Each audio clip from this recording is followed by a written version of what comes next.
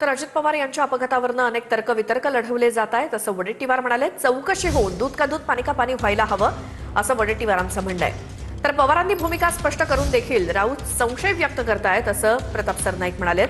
अजित पवारांच्या अपघाताबाबत सीआयडी चौकशी सुरू आहे असंही सरनाईकांनी सांगितलं।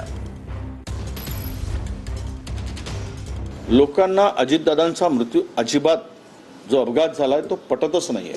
हे अनेक तर्क वितर्क सगळी कळली जात आहेत।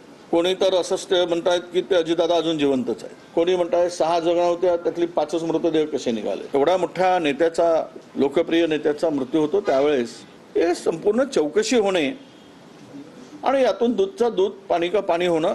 काल जे तो पत्रकार उर्फ नेता बन जो म्हणला ना,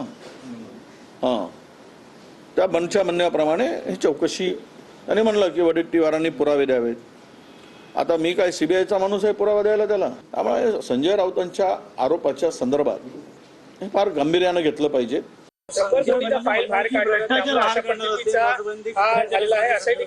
असे अनेक आरोप संजय राऊतांनी केलेले आहेत। आजपर्यंत कुठला एकही आरोप त्यांचा खरा झालेला आहे का? उगाच काहीतरी म्हणजे पत्रकारांना काहीतरी बातम्या पेरण्यासाठी आणि बातम्या देण्यासाठी ते सकाळी सकाळी जर आपला भोंगा वाजवत असेल तर सर्वसामान्य जनता आता त्या भोंग्याच्या प्रतिसादाला बिलकुल बळी पडणार